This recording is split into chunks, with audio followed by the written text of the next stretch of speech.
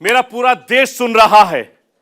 राष्ट्र की आवाज 130 करोड़ लोगों की एक ही आवाज आपके साथ। मैं हूं सरफराज, मैं सरफराज सैफी।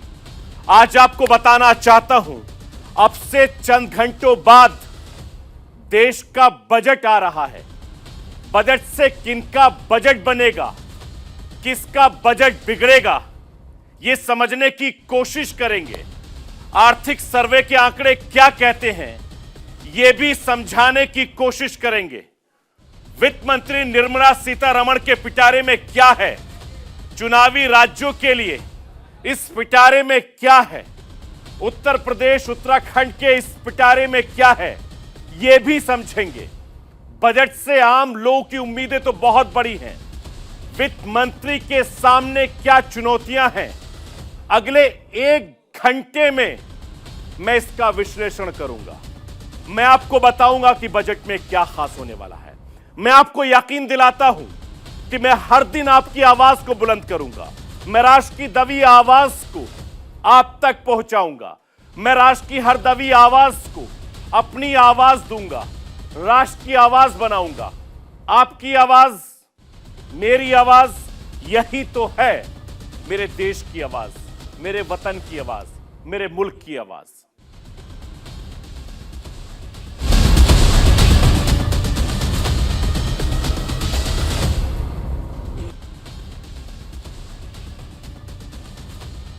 अब से कुछ घंटों के बाद बजट आएगा।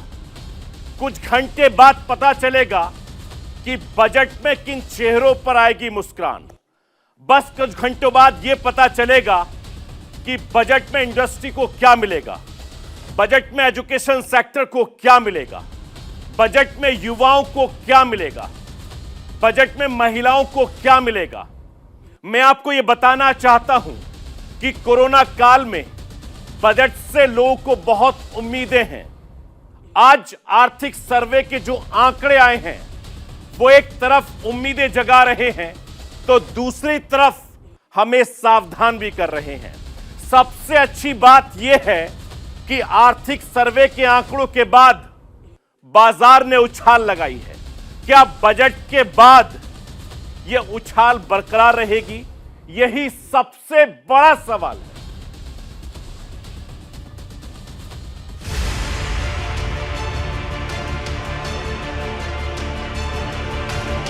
देश का बजट आने में अब महज कुछ ही घंटे रह गए हैं। वित्त मंत्री निर्मला सीतारमण चौथा बजट पेश करेंगी। देश में कोरोना महामारी का प्रकोप शुरू होने के बाद निर्मला सीतारमण का ये दूसरा बजट है। ये बजट ऐसे समय पर आ रहा है जब देश महामारी की तीसरी लहर से जूझ रही है। इस कारण आम से लेकर खास तक इस बजट से काफी उम्मीद लगाए बैठे हैं। सा होगा, लोगों के लिए कितना मंगलकारी होगा, यह मंगलवार को पता चलेगा। लेकिन उससे पहले देश के आर्थिक हालात कैसे हैं, इसको लेकर लोकसभा में वित्त मंत्री ने साल 2021-22 के लिए आर्थिक सर्वे पेश किया, जिसमें अगले वित्त वर्ष 2022-23 में विकास दर में गिरावट का अंदेशा जताया गया है। साल 2021-22 में 9.2% ग्रोथ का अनुमान, जबकि 2022-23 में विकास का दर कुछ कम करने का अनुमान। आर्थिक सर्वे में 8.3% से 8.5% रहने की बात कही गई है। 2021-22 में कृषि क्षेत्र में कुछ विकास यानी 3.9% रहने का अनुमान, जबकि 2020-21 में एग्रीकल्चरल ग्रोथ 3.6% था। इंडस्ट्रियल सेक्टर में ग्रोथ में सबसे ज्यादा बढ़ोतरी का अनुमान। इंडस्ट्रियल सेक्टर में ग्रोथ 2021-22 में 11% रहने की बात कही गई। 2020-21 में उद्योग क्षेत्र में -7% ग्रोथ रही। सर्विस सेक्टर में 2021-22 में 8.2% ग्रोथ का अनुमान। महंगाई दर काबू में रहने की बात कही गई। The latest one came from the IMF just 5 days ago, and you can see, first of all, that India is one of the very few countries where, in fact, pretty much almost the only country where the forecast has been increased. Their forecast for that year went up from 8.5 to 9.0. Economic survey में जहां अगले साल के लिए कुछ आशाएं भरी बातें कही गई हैं, वहीं महंगाई को लेकर सरकार को सतर्क भी किया गया है। सर्वे में सरकार को कई सामानों पर इंपोर्ट ड्यूटी घटाने के लिए कहा गया है, जिससे महंगाई की रफ्तार को रोका जा सके। सर्वे में भारत को आयातित मुद्रास्फीति से सावधान रहने की जरूरत पर जोर दिया गया है। बजट से ठीक पहले आर्थिक सर्वे क्या होता है, आइए इसके बारे में बताते हैं। अर्थव्यवस्था की पूरी तस्वीर पेश की जाती है। साल भर का पूरा लेखा जोखा रहता है। यह बजट का मुख्य आधार है। सरकार बताती है कि देश की अर्थव्यवस्था की स्थिति क्या है, देश किस रफ्तार से आगे बढ़ रहा है, किस सेक्टर में कितना निवेश हुआ है, कहां और निवेश की जरूरत है, आने वाले साल में अर्थव्यवस्था किस तरह से रहेगी। अब सवाल यह उठता है कि आर्थिक सर्वे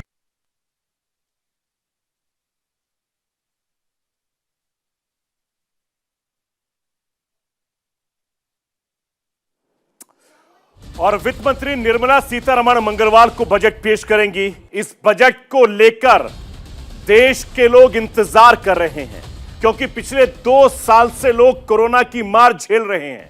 कोरोना की वजह से आर्थिक हालात काफी ज्यादा खराब है। ऐसे में वित्त मंत्री से लोगों को काफी ज्यादा उम्मीद है। कल जब वित्त मंत्री बजट पेश कर रही होंगी, तब उनके सामने देश की अर्थव्यवस्था को पटरी पर लाने के लिए एक दो नहीं बल्कि कई बड़ी चुनौतियां होंगी। मैं आपको ग्राफिक्स के जरिए समझाता हूं कि निर्मला सीतारमण के सामने कौन सी बड़ी चुनौतियां होंगी। कोरोना महामारी के बाद बेरोजगारी दर तेजी से बढ़ गई है। CMI के मुताबिक देश में बेरोजगारी की दर अभी 6.9% है। ऐसे में बेरोजगारी घटाना वित्त मंत्री के सामने सबसे बड़ी चुनौती है। इसके अलावा खुदरा महंगाई दर बढ़कर 5.59% पर पहुंच गई है, जबकि थोक महंगाई 13.56% के उच्चतम स्तर पर है। ऐसे में महंगाई पर काबू पाना बेहद बड़ी चुनौती है। वहीं किसी भी सामान की मांग और आपूर्ति में संतुलन बनाना भी है। वित्त मंत्री के सामने सबसे बड़ा चैलेंज है। कोरोना की मार से लोग अभी हलकान में हैं। अस्पताल में लोगों की लाइन लगी हुई है। ऐसे में सस्ती स्वास्थ्य सेवा देना एक बड़ी चुनौती है और वित्त मंत्री के सामने सर्विस क्लास को टैक्स से राहत देना भी एक बहुत बड़ा चैलेंज है। किसानों की आय बढ़ाना भी वित्त मंत्री के सामने सबसे बड़ी चुनौती होगी। राजकोषीय घाटे पर काबू करने के साथ निवेश और विनिवेश बढ़ाना भी एक बड़ा चैलेंज साबित होगा। और यह सब कुछ अब से कुछ घंटों के बाद जब निर्मला सीतारमण बजट पेश करेंगी, तो ये सारी बड़ी चुनौतियां उनके सामने होंगी और पूरा देश इस वक्त टकटकी लगाए बैठेगा कि 11 बजे सुबह निर्मला सीतारमण के पिटारे में क्या कुछ होगा। बताऊंगा इस छोटे से ब्रेक के बाद। आप कहीं मत। इस वक्त एक बड़ी खबर आ रही है। ममता बनर्जी ने जगदीप धनखड़ जो वहां के गवर्नर हैं, उनको ट्विटर पर किया ब्लॉक। ममता बनर्जी ने जगदीप धनखड़ पर गंभीर आरोप लगाए हैं। ममता बनर्जी ने गवर्नर पर लगाया फोन टेपिंग कराने का गंभीर आरोप। इस वक्त की एक बड़ी खबर पश्चिम बंगाल से आ रही है। एक बार फिर से ममता बनर्जी और गवर्नर के बीच जो जंग थी वो देखी जा रही है। जगदीप धनखड़ और ममता बनर्जी के रिश्ते अच्छे नहीं रहे हैं, क्योंकि पिछली सरकार से लेकर नई सरकार तक लगातार आरोप प्रत्यारोप का दौर लगा है और ममता बनर्जी ने एक बार फिर से गवर्नर पर गंभीर आरोप लगाए हैं। और ये आरोप इसलिए लगाया है क्योंकि उनका ये कहना है कि जगदीप धनखड़ जो गवर्नर है पश्चिम बंगाल के, वो उनका फोन टेप करा रहे हैं। एक बड़ा और गंभीर आरोप लगा रहे हैं ममता बनर्जी पश्चिम बंगाल की मुख्यमंत्री हैं, लगातार उनके रिश्ते किस तरीके से रहे वो सब जाहिर है, और ममता बनर्जी ने एक बार फिर से गवर्नर पर निशाना साधा है। और फिलहाल एक छोटा सा ब्रेक, जल्द हाजिर होते हैं। 8 साल से देश के टैक्स पेयर की मनमानी मुराद अधूरी रह गई। 8 साल से टैक्स पेयर की बड़ी छूट नहीं मिली है। टैक्स स्लैब में 8 साल से कोई बदलाव नहीं आया है। मैं आपको यह बताना चाहता हूं कि टैक्स पेयर को वित्त मंत्री निर्मला सीतारमण चंद घंटों बाद एक बड़ी सौगात दे सकती हैं। फिलहाल आपको इनकम टैक्स का पूरा गणित समझाना चाहता हूं। मैं खुद भी इनकम टैक्स अदा करता हूं और मैं भी सरकार से इनकम टैक्स में राहत की उम्मीद करता हूं, जैसे आप कर रहे हैं। कोरोना और महंगाई की मार में नौकरी पेशा लोगों के लिए घर चलाना मुश्किल हो गया है। बच्चों की पढ़ाई लिखाई का खर्च उठाना मुश्किल हो गया है। मध्यम वर्ग को टैक्स में बड़ी छूट मिलेगी या नहीं, इसका जवाब बस चंद घंटों बाद मिल जाएगा, जिसकी निगाहें पूरे देश पर टिकी रहती हैं।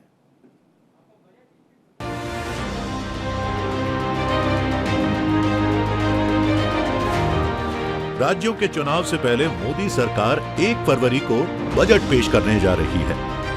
माना जा रहा है कि इस बजट में मोदी सरकार कोरोना काल में बेहाल सर्विस क्लास सेक्टर को बड़ी राहत दे सकती है। कोरोना की दूसरी लहर में हजारों लोगों की नौकरी छूट गई थी और लाखों नौकरी पेशा तो अभी तक पुरानी सैलरीज पर नहीं लौट पाए हैं। ऐसे में सर्विस क्लास इनकम टैक्स में बड़ी राहत की उम्मीद कर रहा है। काफ़ी सारी उम्मीदें हैं, खासकर इनकम टैक्स स्लैब जो है बहुत साल से चेंज नहीं हुआ है, तो आई एम होपिंग कि इस बार जो बजट आएगा उसमें हम मिडिल क्लास के लिए कुछ राहत मिलेगी। टैक्स स्लैब्स में कुछ चेंजेस होंगे जो हमारे लिए फ़ायदेमंद होंगे। इनकम टैक्स में राहत मिलेगी या नहीं, इस पर पूरे देश की नजर है, लेकिन फिलहाल देश में इनकम टैक्स का कौन कौन सा स्लैब लागू है ये हम आपको बता देते हैं। फिलहाल 2.5 लाख की सालाना आय पर कोई टैक्स नहीं लगता। वहीं 2.5 लाख से 5 लाख तक की आय पर 5% टैक्स देना पड़ता है। 5 लाख से 7.5 लाख तक 10% टैक्स की व्यवस्था है। 7.5 लाख से 10 लाख तक 15% टैक्स देना पड़ता है। इसके अलावा 10 लाख से 12.5 लाख तक की आय पर 20%, 12.5 से 15 लाख रुपए तक की आय पर 25% और 15 लाख से ऊपर की आय पर 30% की दर से टैक्स चुकाना पड़ता है। 1 फरवरी को वित्त मंत्री निर्मला सीतारमण मोदी सरकार का 8वां और अपना 4था बजट संसद में पेश करेंगी। नौकरी पेशा वर्ग को भी इस बजट से कई उम्मीदें हैं। इस बार टैक्स छूट की लिमिट को भी बढ़ाए जाने की मांग की जा रही है। मौजूदा समय में टैक्स छूट की लिमिट 2.5 लाख रुपए है, जो पिछले करीब 8 साल से नहीं बढ़ी है। आखिरी बार टैक्स छूट की लिमिट को 2 लाख रुपए से बढ़ाकर 2.5 लाख रुपए किया गया था। मुमकिन है कि इस बार टैक्स छूट की लिमिट को बढ़ाकर 3 लाख रुपए तक कर दिया जाए। वित्त मंत्री निर्मला सीतारमण बजट में नई व्यवस्था के तहत भी कई तरह की छूट का ऐलान कर सकती हैं। इसमें सबसे ज्यादा उम्मीद टैक्स स्लैब की सबसे ऊंची लिमिट को मौजूदा 15 लाख से बढ़ाकर 20 लाख रुपए तक करने की है। जहां तक स्टैंडर्ड डिडक्शन की बात है, उसे 2005-06 में बंद किया गया और फिर 2018-19 में दोबारा शुरू किया गया। शुरुआत में इसे 40,000 रुपए रखा गया था। इसे लागू करने के साथ ही 19,200 रुपए का ट्रांसपोर्ट अलाउंस और 15,000 रुपए का मेडिकल रीएम्बर्समेंट खत्म कर दिया गया। 2019-20 में स्टैंडर्ड डिडक्शन को बढ़ाकर 50,000 रुपए तक कर दिया गया। अब नौकरी पेशा वर्ग चाहता है कि इसे फिर से बढ़ाया जाए और करीब 75,000 रुपए तक कर दिया जाए। इसके अलावा सरकार 80C के तहत भी दी जाने वाली छूट को बढ़ाने पर विचार कर सकती है। मौजूदा समय में 80C के तहत मिलने वाली छूट 1.5 लाख रुपए है। इसे 2014 में 1 लाख रुपए से बढ़ाकर 1.5 लाख रुपए कर दिया गया था। नौकरी पेशा लोगों के लिए 80C टैक्स बचाने का सबसे अहम सेक्शन होता है, यानी इस सेक्शन के तहत छूट की सीमा बढ़ाने का मतलब है कि ज्यादा से ज्यादा लोगों को राहत पहुंचाना। कोरोना काल में मेडिकल पर खर्च इतना तेजी से बढ़ा कि हर व्यक्ति अपने मेडिकल खर्चों पर मिलने वाली टैक्स छूट को और चाहता है। जिन्हें कोरोना हुआ उन्हें तो मेडिकल पर खर्च करना ही पड़ा, जिन्हें नहीं भी हुआ उनका भी कोरोना से बचाव के संसाधनों पर काफी खर्चा आया, जैसे sanitizer, mask, face shield, gloves और दवाएं। ऐसे में हर नौकरी पेशा चाहता है कि मेडिकल खर्चों पर मिलने वाली टैक्स छूट को बढ़ाया जाए। मौजूदा समय में हेल्थ इंश्योरेंस के लिए चुकाए गए प्रीमियम की रकम पर इस सेक्शन के तहत 25,000 रुपए तक इनकम टैक्स छूट मिलती है। इसके अलावा पेरेंट्स के लिए हेल्थ इंश्योरेंस खरीदने पर 25,000 रुपए के प्रीमियम पर आयकर छूट मिलती है। अगर पेरेंट सीनियर सिटीजन हैं तो हेल्थ इंश्योरेंस के 30,000 रुपए तक के प्रीमियम पर इनकम टैक्स छूट हासिल होती है। इसके अलावा टैक्स फ्री एफडी के लॉकिंग पीरियड को घटाने की मांग उठी है। अभी 5 साल की एफडी पर टैक्स छूट मिलती है, लेकिन अब इसे घटाकर 3 साल किए जाने की मांग की जा रही है।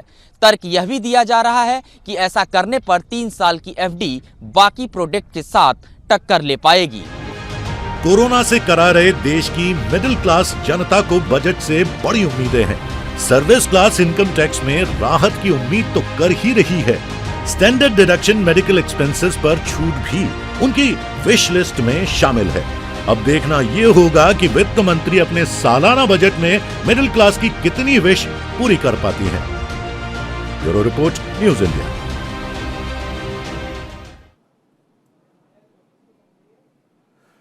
इनकम टैक्स का पूरा गणित मैं आपको अब ग्राफिक्स के जरिए समझाने की कोशिश करता हूं। अगर आपकी टैक्स लेवल इनकम 5 लाख रुपए तक की है तो आपको 1 रुपया भी बतौर टैक्स नहीं देना होगा।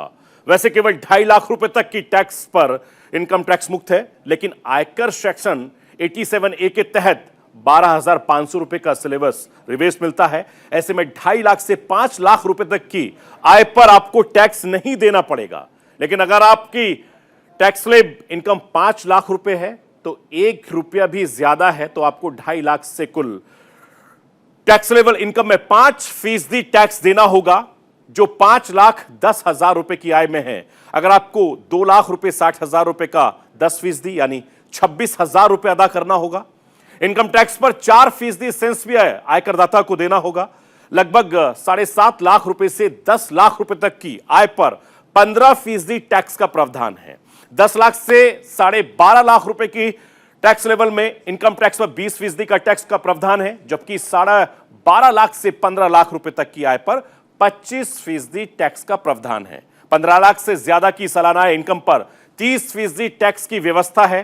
फिलहाल लागू ये नियम है। अब देखना यह होगा कि कल पेश होने वाले बजट में इस व्यवस्था में कोई बदलाव होगा या नहीं। इस पर सबकी नजरें टिकी हुई हैं, क्योंकि बजट में सबसे ज्यादा टैक्स की उम्मीदें होती हैं। बजट से कारोबार जगत को क्या मिलेगा? कोरोना काल में लॉकडाउन की मार झेलने वाले कारोबारियों को क्या मिलेगा?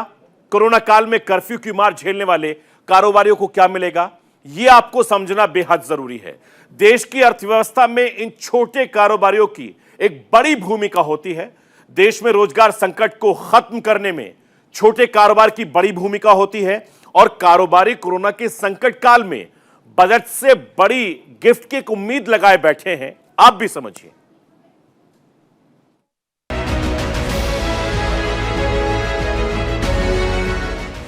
मोदी सरकार के दूसरे कार्यकाल का तीसरा बजट देशवासियों के सामने पेश होने जा रहा है। कोरोना काल में केंद्र सरकार से कई सारे बड़े व्यापारी आस लगाए बैठे हैं। उम्मीद कर रहे हैं कि वित्त मंत्री अपने पिटारे से व्यापारियों को राहत देंगी। देश के सोने चांदी के सबसे बड़े मार्केट जवेरी बाजार के व्यापारियों ने सरकार से टैक्स में राहत की मांग की है। कोरोना के 2.5 वर्ष में लोगों ने कुछ कमाया नहीं, सब कुछ खोया ही खोया है। लेकिन किसी तरह सरकार को अब जो मामला 100 करोड़, 125 करोड़, 150 करोड़ लोगों को वैक्सीन लग गई है, धीरे धीरे मामला सेटल हो रहा है, तो कहीं ना कहीं जाए सरकार से एक आशा की किरण बंधी है कि कुछ न कुछ फायदा, जो बिजनेस काम कर रहे थे बिल्कुल रुक गए थे, उनसे एक आशा बंधी है कि सरकार कहीं ना कहीं टैक्स में या कहीं ना कहीं किसी चीज़ में किसी जरिए से एक थोड़ा फ़ायदा देगी। जवेरी बाज़ार की बात करें, जहाँ बायर्स आते हैं, टूरिस्ट आते हैं और लाखों रुपए का सोना ले जाते हैं, उनका एक बहुत बड़ा नुकसान ये रहता है कि जो 10,000 का फर्क है तो टूरिस्ट जो समझता है कि नहीं मैं यहाँ से क्यों लूँ, मैं और कोई कंट्री से नहीं। तो हम सरकार से निवेदन करते हैं कि जो इम्पोर्ट ड्यूटी है जो 7% के आसपास होती है उसको घटाकर 4% किया जाएगा। सोने चांदी के कारोबारियों समेत मेटल बाजार के व्यापारियों ने भी सरकार से बजट में जीएसटी दरों में छूट देने की मांग की है। एशिया की सबसे बड़ी metal and stainless steel merchant association यानी MASMA के सेक्रेटरी विक्रम जोशी ने सरकार से जीएसटी स्लैब पर फिर से सोचने की गुहार लगाई है। व्यापारी तो हमेशा चाहता है कि बजट में उनके लिए कुछ न कुछ अच्छा आए। इस बार भी हमने कयास लगाया है कि भाई बजट में अच्छा आवे। जैसे हमेशा MSME सेक्टर को बढ़ावा देने के लिए कुछ न कुछ इनिशिएटिव आना चाहिए। सरकार घोषणा बड़ी बड़ी करती है लेकिन एंड यूजर तक या एंड व्यापारी तक वो घोषणा पहुंच नहीं पाती। तो हम चाहते हैं कि सरकार ऐसा कुछ करे कि जो MSME सेक्टर के व्यापारी है या छोटे मझोले व्यापारी है उन तक स्कीमें पहुँच सके। हम इस बार बहुत सारी उम्मीद लगा के रखे, जैसे मेटल हमारा स्टेनलेस स्टील मेटल मार्केट है तो वहाँ पे GST की दर सबसे ज़्यादा 18% है। तो हम चाहते हैं उस दर को 5 से 12 के बीच में रखा जाए ताकि बहुत बड़ा बर्डन कम हो जाए, क्योंकि हर महीने की 30-20 तारीख को हमें इतना बड़ा पेमेंट करना पड़ता है जो पॉसिबल ही नहीं है, और जो रिफंड ही होता है। तो चाहते हैं कि 5 से 12 के बीच में इसको स्लैब को रखा जाए। पिछले 2 साल से कोरोना का कोहराम है जिसका असर वैसे तो सभी क्षेत्रों पर पड़ता है, लेकिन कारोबार पर इसकी मार कुछ ज्यादा ही दिख रही है। कई दुकानों के शटर डाउन हो चुके हैं। ऐसे में मुंबई के स्वदेशी बाजार में कई सालों से कपड़ों का व्यापार करने वाले दुकानदारों का कहना है कि उन्हें लगता है कि सरकार इस बार टैक्स में कपड़ा व्यापारियों को राहत देगी। कोरोना काल लगभग 20 महीने तक चला और 20 महीने तक हमारा पूरा कपड़ा व्यापार तो बिल्कुल लगभग बंद रहा है। मतलब कोई 1% 2% कुछ एक्सपोर्ट हुआ है। डोमेस्टिक में भी अगर हम कहें घरेलू में भी तो बहुत कम काम हुआ है। यानी 100 करोड़ का टर्नओवर उतर के 10 करोड़ पे यानी 10% रह गया। ऐसे में सरकार ने बैंकों का पूरा ब्याज वसूल किया है, सारे खर्चे उन्होंने वसूल किए हैं। तो हम ये उम्मीद करते हैं कि सरकार हमें इन करों में, इन जो बैंक से जो ब्याज लगा है इनमें हमें छूट दे। कोरोना की मार का असर हर सेक्टर पर पड़ा है। मुंबई के डब्बा वालों के मैनेजमेंट का लोहा पूरी दुनिया मानती है, लेकिन पिछले 2 साल से उनकी भी कमर टूट गई है। डब्बा वाले खास परेशान हैं। 2 साल हो गया अभी कोरोना आया हुआ। पहली लहर आई, दूसरी लहर आई, तीसरी लहर आई। अभी मुंबई का डब्बे वाला जो मुंबई में काम करता है, स्कूलों के डब्बे पहुंचाता है, कार्यालय के डब्बे पहुंचाता है, अस्थापना के डब्बे पहुंचाता है। स्कूल तो लगभग 2 साल से बंद ही है। लगभग 50% बिजनेस मुंबई का डब्बे वाला स्कूल बंद होने के कारण अभी बंद है। कई जगह पे वर्क फ्रॉम होम चल रहा है, कई जगह 35 या 30% की उपस्थिति कुछ कार्यालय में है। तो इसी के चलते मुंबई के डब्बे वाले का बिजनेस लगभग समाप्त होने के कगार पर है। फिर भी कई जगह पर जहाँ पे शक्य वहाँ पे साइकिल पे डब्बे पहुँचाने का काम मुंबई का डब्बे वाला करता है, और इस स्थिति में भी अपने कुटुंबों को संभालने की जिम्मेदारी वो उठाता है। किसी भी हालत में अपने कुटुंब की वो जिम्मेदारी संभाल रहा है। पिछले 2-3 साल व्यापार के लिहाज से ठीक साबित नहीं हुए। व्यापारियों में हाहाकार मचा हुआ है और अब अंतर्राष्ट्रीय मुद्रा कोष ने चालू वित्तीय वर्ष 2021-22 के लिए भारत की विकास दर 9.5 से घटाकर 9% कर दी है। यानी बिजनेस के लिहाज से कहीं से भी अच्छी खबर नहीं आ रही है। ऐसे में देखना होगा कि सरकार व्यापारियों को आगामी बजट में क्या सौगात देती है। न्यूज इंडिया के लिए मुंबई से शुभम पांडे के साथ अरुण कौशिक की रिपोर्ट।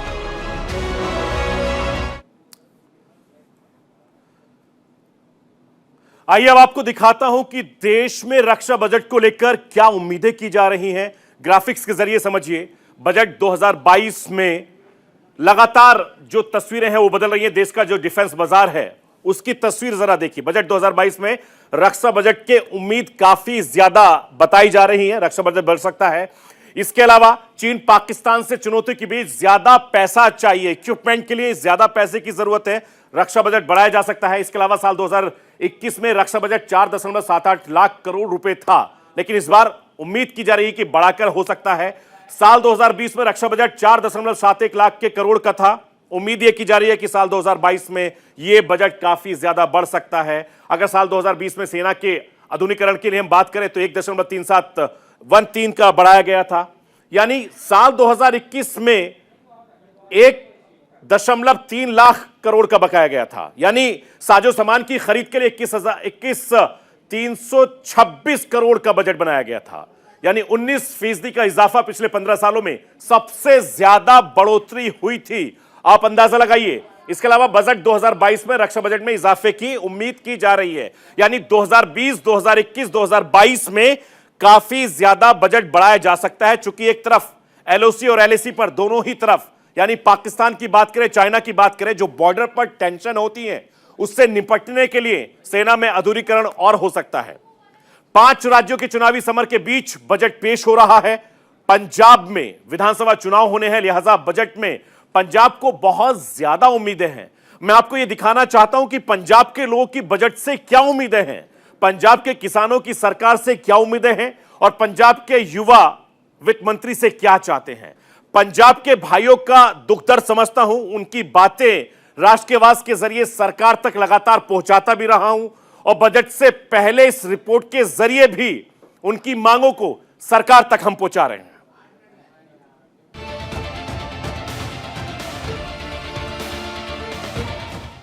बढ़ती महंगाई, कोरोना महामारी और बेरोजगारी की मार से करा रही आम जनता को बजट से बड़ी उम्मीदें हैं। पंजाब में विधानसभा चुनावों का ऐलान हो चुका है। ऐसे में आचार संहिता के चलते पंजाब के लिए किसी खास योजना का तो ऐलान नहीं किया जा सकता, लेकिन जो बजट पूरे देश के लिए पेश किया जाएगा वही पंजाब के लिए भी लागू होगा। लिहाजा पंजाब के लोगों को बजट से काफी आस है। ਅਸੀਂ उम्मीद करते हैं कि चंगा होवे साਰਿਆਂ ਦੇ ਲਈ। जो घरेलू बजट है वो सस्ता होना चाहिए, सबसे पहले तो जरूरी है। जो खासकर रिटायर फौजी ਉਹ ਆਸ ਲਗਾਈ ਬੈਠੇ ਨੇ ਕਿ ਜੋ 7 ਪੇ ਕਮਿਸ਼ਨ ਦੀਆਂ ਕੁਝ त्रुटियां रह ਗਈਆਂ ਉਹ बजट ਦੇ ਵਿੱਚ ਸਾਨੂੰ पूरी उम्मीद आ। हर ज़रूरत की चीज़ जो भी घर में हम यूज़ करते हैं वो सब की सब मतलब सस्ती होनी चाहिए। जैसे रसोई का पहले सिलेंडर मिलता था 500-600 में, अभी 1000 रुपये से ऊपर का मिल रहा है। देश की आर्थिक व्यवस्था की बात हो और खेती किसानी का जिक्र ना हो, ऐसा तो हो नहीं सकता। देश का बजट आने जा रहा है, ऐसे में पंजाब के किसानों की मोदी सरकार से उम्मीद क्या है, ये भी हम आपको बता देते हैं।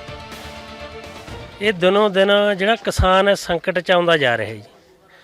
ਦੇਖੋ ਪਾਣੀ ਨੇ ਜਿਹੜੇ ਉਹ ਡੂੰਘੇ ਹੋ ਗਏ, ਮੋਟਰਾਂ ਵੱਡੀਆਂ ਪੈ ਗਈਆਂ, ਹਰੇਕ ਕਿਸਾਨ ਦੇ ਬਸ ਤੋਂ ਬਾਹਰ ਹੋ ਗਈ ਗੱਲ। ਦੂਜੀ ਗੱਲ ਡੀਜ਼ਲ ਹੈ ਜਿਹੜਾ ਉਹ ਬਹੁਤ ਮਹਿੰਗਾ ਹੋ ਗਿਆ, ਉਹਦੇ ਵਾਸਤੇ ਸਾਨੂੰ ਕੋਈ ਕਿਸਾਨ ਨੂੰ ਘੱਟ ਰੇਟ ਤੇ ਮਿਲਣਾ ਚਾਹੀਦਾ ਹੈ। महंगाई की मार से पूरा देश करा रहा है और पंजाब भी उससे अछूता नहीं है। महंगाई से किचन का बजट बिगड़ता जा रहा है। ऐसे में महंगाई से निजात के लिए लोगों की उम्मीदें बजट पर टिकें। लोगों को उम्मीद है कि महंगे सिलेंडर से सरकार जरूर मुक्ति दिलाएगी। कि पेट्रोल डीजल की कीमतें वो भी सस्ती होनी चाहिए और महंगाई बहुत ज़्यादा है। 10,000 अरु कमारा तो उसमें गुजारा नहीं हो रहा। ठीक है। रसोई गैस के जो कीमतें हैं वो भी काफ़ी आसमान पर पहुंची हुए हैं। 1000 रुपये का सिलेंडर मिल रहा है, बहुत मुश्किल है घर का गुजारा करना। बजट जो सस्ता होना चाहिए, सबसे पहले चाहिए ज़रूरी जो है कि सस्ता होना चाहिए बजट, जो हर वर्ग जो है उससे खुश हो, वो वाला बजट होना चाहिए। एक तरफ महंगाई लोगों की जान निकाले जा रही है तो दूसरी तरफ बेरोजगारी ने हाल बेहाल कर रखा है। ये बात तो सब जानते हैं कि बेहतर रोजगार के लिए पंजाब से हर साल हजारों युवा विदेश जाते हैं, लेकिन कोरोना के चलते 2 साल से इस पर भी विराम लग गया है। बजट से पंजाब के युवाओं को अच्छी नौकरी की उम्मीद है, जिससे उन्हें विदेश ना जाना पड़े। जो नौजवान है इनको काम मिलना चाहिए, क्योंकि आज हर नौजवान, हर घर का नौजवान चाहता है कि मैं फ़ौरन जाऊं। हमारा मन थोड़ी करता है कि फ़ौरन में अंग्रेज़ों की गुलामी करें। अगर हमें हमारे अपने देश में सरकार अच्छा काम प्रोवाइड करे तो हम यहाँ पे रहकर अपने देश को डेवलप करना चाहेंगे ना। मैं तो यही चाहता हूँ कि एक तो काम मिलना चाहिए और एक मेडिकल इलाज फ्री में मिलना चाहिए। पंजाब बॉर्डर स्टेट है, जिसके चलते पंजाब में सुरक्षा का मुद्दा भी काफी अहम है। लोगों को पाकिस्तान की तरफ से उड़ते ड्रोन डराते हैं। ऐसे में लोगों को लगता है कि पंजाब की सुरक्षा के लिए कुछ अहम कदम उठाए जाने चाहिए। जैसे कि हम अमृतसर सरहदी एक इलाका है जहाँ पे हम रह रहे हैं, यहाँ पे एक सुरक्षा का एक बहुत प्रमुख वो है, इशू है, जिसको सरकार को इसकी तरफ ध्यान देना चाहिए, इसको आकर्षित करना चाहिए। जैसे कि मॉडर्नाइजेशन होनी चाहिए यहाँ पे, क्योंकि यहाँ पे कोई ना कोई ड्रोन आते रहते हैं, हीरोइंस की तस्करी होती रहती है, फ़ीम की तस्करी होती रहती है, आम ही हम देखते रहते हैं। इसको मतलब कि अपग्रेड करने के लिए एक तो जो आर्मी है अपनी, उसको फुल हैंड देना चाहिए, ओपन हैंड देना चाहिए, और साथ ही साथ इसकी मॉडर्नाइजेशन भी बहुत ज़रूरी है। और इसके अलावा इसकी सुरक्षा होती है जो पुख्ता की जानी चाहिए। बजट से देश की जनता को क्या मिलेगा और क्या नहीं, ये तो 1 फरवरी को पता चल ही जाएगा। लेकिन बजट से लोगों की उम्मीदें बहुत हैं, जिससे वित्त मंत्री निर्मला सीतारमण पर उम्मीदों का बोझ काफी बढ़ गया है। Bureau report, news India.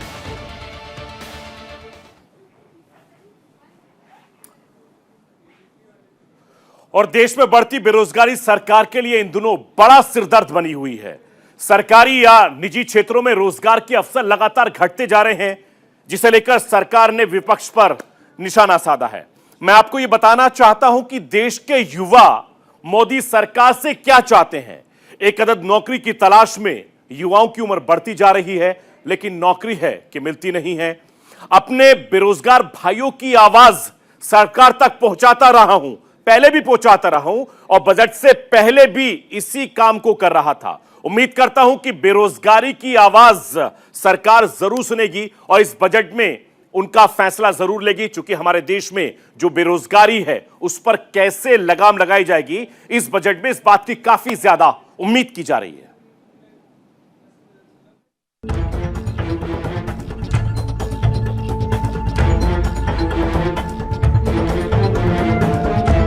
Corona के कहर से देश में बेरोजगारी की समस्या विकराल हो गई है। पिछले 2 साल में लाखों लोगों की नौकरियां गई, लाखों लोगों का रोजगार छिना। जिनकी जॉब नहीं गई, उनकी सैलरी कट हुई। सरकारी हो या निजी, कोरोना काल में कोई भी क्षेत्र जॉब संकट से अछूता नहीं रहा। लगातार रोजगार कम होने से सरकार पर भारी दबाव है।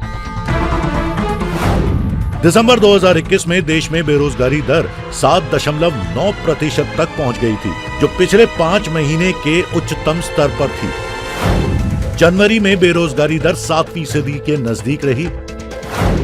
एक अनुमान के मुताबिक देश में 3.18 करोड़ लोग बेरोजगार हैं, जिनमें 95% यानी 3.03 करोड़ 29 साल से कम उम्र के हैं। विशेषज्ञों का कहना है कि अगर सरकार बेरोजगारी पर लगाम लगाना चाहती है तो उसे सरकारी और निजी नौकरियों के साथ साथ स्टार्टअप्स को प्रमोट करने की योजना लानी होगी। इसके लिए 3 बातों का इंतजाम सरकार को केंद्र में रखना चाहिए, सरकार को दृष्टि में रखना चाहिए। पहले प्रशिक्षित किया जाए लोगों को, उनमें उद्यमिता का भाव लाया जाए, स्टार्टअप्स के लिए प्रेरित किया जाए, फिर उनको इंफ्रास्ट्रक्चर प्रोवाइड कर दिया जाए, बिजली पानी की व्यवस्था कर दी जाए, पूंजी की व्यवस्था कर दी जाए, और तीसरे जिसका फोकस भी है मौजूदा सरकार के स्तर पर विपणन और गुणवत्ता नियंत्रण तथा रिसर्च और डेवलपमेंट R&D। मेरा मानना है कि खेती को लेकर भी R&D का खर्चा बढ़ाया जा सकता है। बेरोजगारों में 1.18 करोड़ लोग ऐसे भी शामिल हैं जो ग्रेजुएट या पोस्ट ग्रेजुएट हैं। 1.24 करोड़ ऐसे युवा हैं जिन्होंने रोजगार की तलाश तक बंद कर दी है, यानी उन्हें मौजूदा माहौल से पूरी तरह निराशा है। उन्हें अगर बेरोजगारों के साथ जोड़ दें तो बेरोजगारों की तादाद 4.27 करोड़ हो जाएगी। हैरानी की बात है कि 2020 में जब देश में लॉकडाउन था तब बेरोजगारों की तादाद 2.57 करोड़ थी, यानी लॉकडाउन खुलने के बाद बेरोजगारी और बढ़ गई। इसकी बड़ी वजह असंतुलित विकास भी माना जा रहा है। बेरोजगारी दर 7% के करीब है मौजूदा स्थिति में। उत्तर प्रदेश को ले तो ये लगभग 5% के करीब है। और जैसा हम सभी जान रहे हैं इस बात को कि बेरोजगारी सबसे बड़ी चुनौती है केंद्र और राज्य के सामने, विशेष रूप में उन राज्यों में जहां चुनाव हो रहे हैं, उसमें उत्तर प्रदेश भी है। ऐसे में इस बजट से ये उम्मीद है कि एक तरफ तो मनरेगा का जो खर्च है वो बढ़ाकर सरकार फौरी तौर पर कह सकते हैं रोजगार के अवसर पैदा करने की कोशिश करेगी। अगर बात चुनावी राज्य उत्तर प्रदेश की करें तो यहाँ बेरोजगारी दर 5% के करीब है। उत्तर प्रदेश में बीते कुछ सालों में सरकार ने नौकरियों के आवेदन तो दिए, लेकिन 5 साल गुजर जाने के बाद नियुक्तियां नहीं मिली। हाल ही में रेलवे के एग्जाम्स की खामियों के चलते छात्रों ने जो उपद्रव मचाया वो हम सब ने देखा। यूथ जो है उसको रोजगार चाहिए। रोजगार के लिए सरकार को बजट में अपने इंफ्रास्ट्रक्चर को आगे करना चाहिए, ठीक है। और सिर्फ जो कहने का होता है कि बजट युवाओं के लिए है, वह ज़मीनी धरातल पर दिखना चाहिए। और अभी हम जा रहे हैं टेट पे ऑब्जेक्शन करने के लिए कुछ क्वेश्चन पे, उस पे एक क्वेश्चन पे 500 रुपये शुल्क तय किए हैं। क्वेश्चन वो गलत करें और इसके बाद हम उस पर ऑब्जेक्ट करें, उसका भी 500 रुपये शुल्क दें, ये कहाँ का न्याय है? अगर छात्र बेरोजगार है तो 500 का शुल्क कहाँ से देगा? परीक्षा फॉर्म भरे तब शुल्क दे, क्वेश्चन पर ऑब्जेक्ट करे तब शुल्क दे, तो ये कैसे हो पाएगा? यूथ बजट में रोजगार चाहता है, रोजगार हर सेक्टर में निकले और उसकी एक निश्चित सीमा तय की जाए कि इतने दिन में भर्ती को पूरा कर लिया जाएगा। इससे बड़ा मुद्दा और कुछ नहीं हो सकता है हमारे रोजगार के लिए और युवा के लिए। सरकार पे इस पर विशेष रूप से ध्यान देना चाहिए और ख़ास करके इस युवा जो प्रयागराज में तैयारी कर रहे हैं तो उनके लिए सरकार को बेहतर से बेहतर रोजगार देना चाहिए। और जो इसके लिए सरकार अपनी बजट की मजबूती से रख रही है कि युवाओं का रोजगार है, धरातल पर उसको ला के दिखाएँ रोजगार हम लोगों को। बस हमारी मांग यही है, हर क्षेत्र में रोजगार चाहिए। भर्ती से जुड़े संकट भी मानते हैं कि सरकार को बेरोजगारी पर सबसे ज्यादा ध्यान देने की जरूरत है। रोजगार का मुद्दा इस समय देश का सबसे बड़ा मुद्दा है। देश तभी विकास करेगा जब हर व्यक्ति को काम मिलेगा और जो भी वैकेंसी आती है पूरी पारदर्शी तरीके से ही एग्जाम होना चाहिए ताकि योग्यता के साथ खिलवाड़ ना हो। क्योंकि योग्यता के साथ खिलवाड़ होगा, योग्यता के साथ अगर हनन हुआ तो कहीं ना कहीं बेरोजगारी बढ़ेगी और बेरोजगारी बढ़ेगी तो देश की तरक्की में बाधा आएगा। हकीकत यह है कि बीते 2 साल के अंदर देश में कोई बड़ा निजी निवेश नहीं हुआ है, बल्कि कई बड़े ऑटोमोबाइल्स ग्रुप ने भारत से कारोबार समेट लिया है।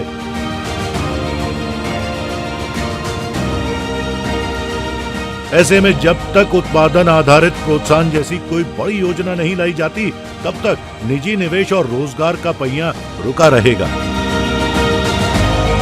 उम्मीद है कि 5 राज्यों में होने जा रहे चुनाव के बीच में बजट का आना बेरोजगारों को थोड़ी राहत दे सकता है।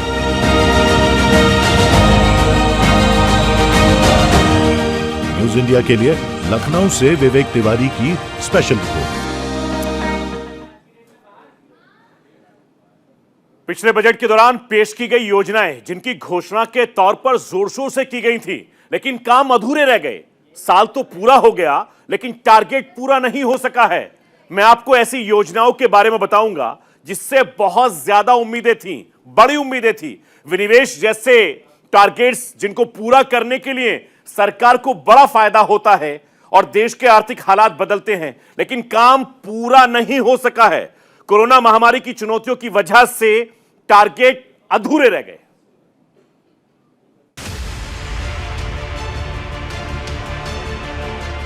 साल 2022-23 के बजट की चर्चा के साथ साथ सियासी शोर उन प्रावधानों को लेकर भी तेज है जिनका जिक्र पिछले बजट में किया गया था, लेकिन लक्ष्य पूरे नहीं हो सके।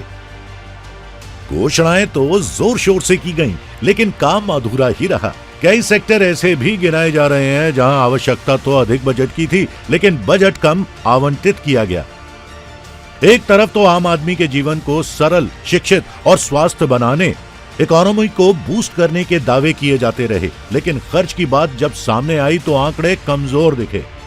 साल 2022-23 के बजट के सामने आने से पहले पिछले बजट से जुड़े ट्रैक रिकॉर्ड पर नजर डालते हैं। सबसे पहले बात हेल्थ सेक्टर की करते हैं। पिछले 2 साल कोरोना महामारी का दौर रहा। देश की सबसे बड़ी चुनौती कोविड संक्रमण पर रोक की रही। स्वास्थ्य सेक्टर में शोध और सुधार के साथ साथ सेवाओं की पहुंच बेहतर करने पर सरकार का पूरा फोकस रहा। पिछले साल के बजट में इसी लिहाज से बेहतर प्रावधान किए गए। आत्मनिर्भर स्वास्थ्य योजना के साथ सरकार ने स्वास्थ्य बजट में 135% की बढ़ोतरी की। इसे 94,000 से बढ़ाकर 2.38 लाख करोड़ कर दिया गया। महामारी के दौरान में स्वास्थ्य बजट डबल करने की घोषणा हेल्थ सेक्टर के लिए बूस्टर डोज साबित हुई। इसके लिए सरकार की खूब सराहना भी हुई, लेकिन हेल्थ रिसर्च में कटौती के निर्णय ने सबको चौंका दिया। एक ओर तो सरकार स्वास्थ्य से जुड़े रिसर्च पर जोर देती रही, लेकिन बजट में हेल्थ केयर के रिसर्च के खर्च को लगभग आधा कर दिया गया।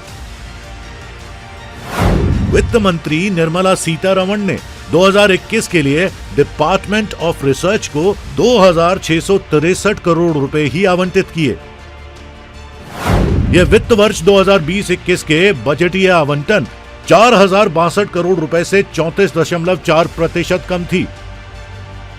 पिछले बजट में 21,000 करोड़ रुपए कोविड-19 इमरजेंसी रिस्पांस और हेल्थ सिस्टम को बेहतर बनाने के लिए अलग से रखे गए थे। इसे नए बजट में हटा दिया गया था। राहत बस इतनी जरूर रही कि इस कटौती के बावजूद Indian council of medical research ICMR का कोटा बढ़ा दिया गया। IMCR के बजट को 39% बढ़ाया गया। इसे 1697.7 करोड़ रुपए से बढ़ाकर 2358 करोड़ रुपए कर दिया गया था। कोरोना काल में ICMR की भूमिका को देखते हुए यह बढ़ोतरी बेहतर बताई गई। इतने विशाल आबादी वाले देश की महामारी से जुड़ी चुनौतियों को देखते हुए मेडिकल रिसर्च में कटौती के निर्णय ने सबको हैरान किया। फाइनेंशियल ईयर 2018 के आंकड़े बताते हैं कि भारत की अपनी GDP का 0.7% रिसर्च एंड डेवलपमेंट पर खर्च करता है, जबकि ब्राजील 1.3%, रूस 1.1%, चीन 2.1% और साउथ अफ्रीका 0.8% खर्च करता है। मेडिकल रिसर्च के अलावा ओवरऑल हेल्थ केयर सेक्टर पर खर्च करने में भी भारत का रिकॉर्ड काफी कमजोर रहा है। भारत अपनी GDP का बहुत कम, सिर्फ 1.6% ही हेल्थ सेक्टर पर खर्च करता है।